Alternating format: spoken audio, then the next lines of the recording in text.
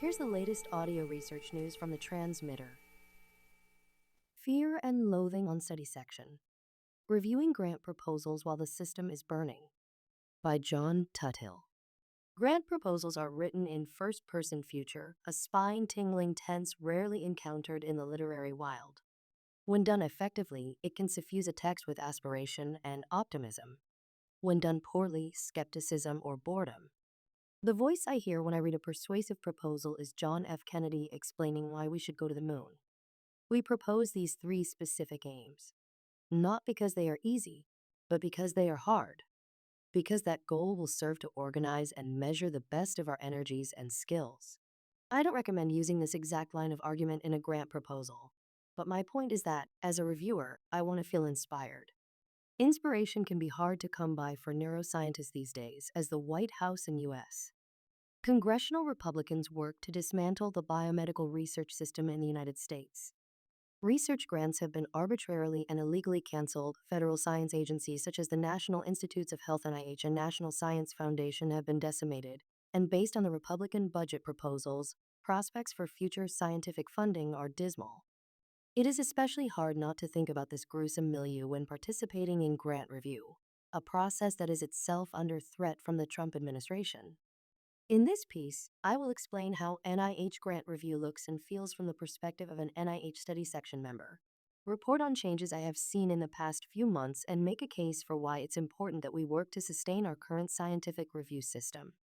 Reviewing grant proposals is not a universally beloved activity. More often than not, it is excruciating. But what makes it even rougher is when the organization for whom you are doing all this hard work craps in your symbolic oatmeal. In May, Kushdesai, White House Deputy Press Secretary, told Nature, paying so-called experts to deliberate bad ideas for hundreds of hours is exactly the kind of waste that DOGE is eliminating. This is clearly hyperbolical and intended to provoke ivory tower residents like me, but the sad fact is that many Americans probably believe it. So, as one of these so-called experts, let me first lay out what actually happens on an NIH grant review panel or study section. As a standing member of an NIH study section, I review 8 to 10 applications 4 times a year. These are mostly R01 proposals to provide funding for 5 years, with annual budgets between $250,000 and $500,000 in direct costs, the money that goes to the lab to support salaries, equipment, and supplies. If awarded, the institution then gets roughly 50% of that sum in indirect costs, negotiated rates that support its infrastructure, administration, and other expenses. If Trump has his way, indirect cost rates will be capped at 15%, but that is a whole different issue. I spend about 30 cumulative hours, 4 hours per grant, each quarter reading proposals and writing reviews.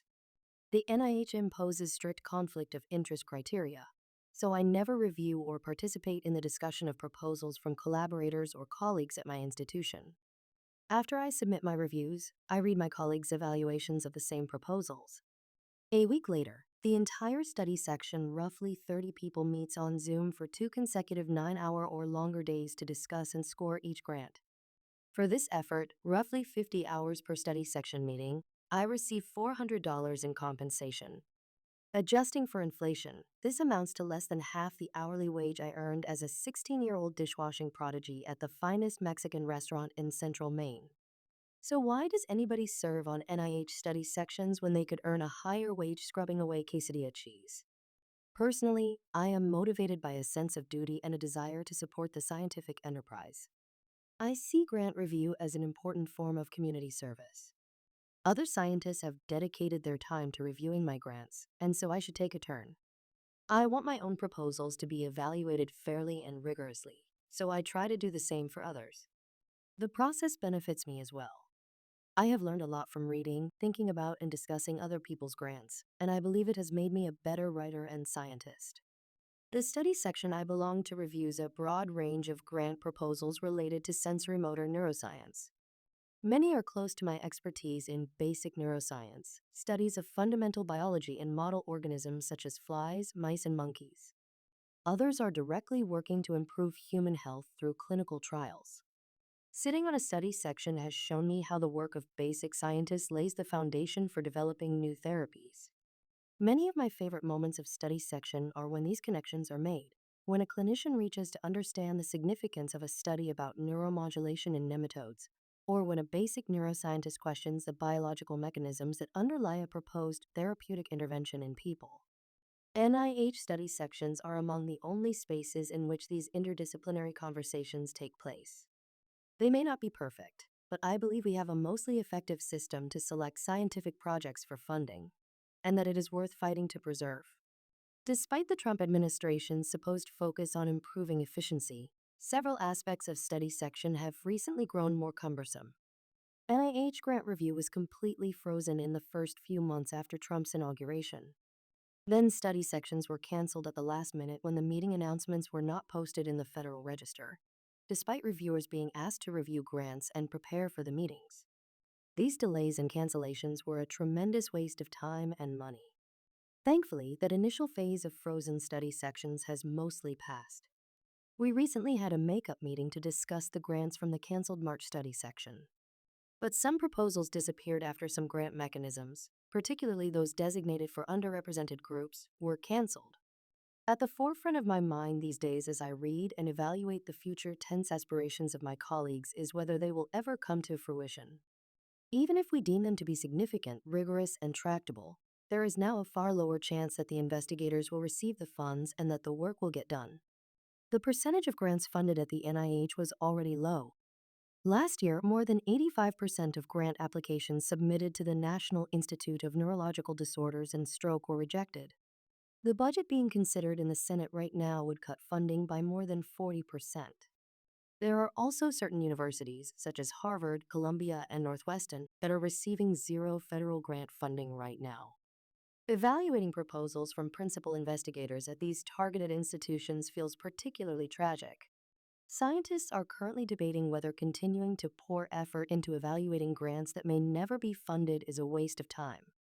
I concur with the sentiments of my colleague Annika Barber, who was recently quoted on an episode of This American Life. It feels like we're fiddling while Rome burns, talking about some cool genes and worms and mice and all the interesting genome-wide association studies that we could do if money keeps existing. But I don't think administrative delays and funding cuts are a reason to give up just yet. Although other countries around the world have experimented with different review systems, the consensus is that the US system is among the most fair, rigorous, and effective. As much harm as a 40% cut to the NIH budget would have on scientific innovation, destroying the peer evaluation system that decides what science is funded would be far worse. And that is exactly what it appears the Trump administration wants to do. A recent executive order would make it so that policy influencing positions within the NIH could be replaced by political appointees. In other words, the president could directly appoint institute directors and program officers who would be able to influence funding decisions, potentially warping or overriding peer evaluation. If this happens and the reviews I basically volunteer my time to write begin to be ignored, I will quit. In the meantime, I've added some new tasks to my list of uncompensated duties: pestering my elected representatives, speaking out about the threats to U.S. science, and building community among my fellow scientists in the hope that we can work together to install a metaphorical screen over our symbolic oatmeal. This audio was created using artificial intelligence. Stay up to date with the latest neuroscience news and perspectives at thetransmitter.org. Follow Audio Research News on Spotify, YouTube, or wherever you get your podcasts.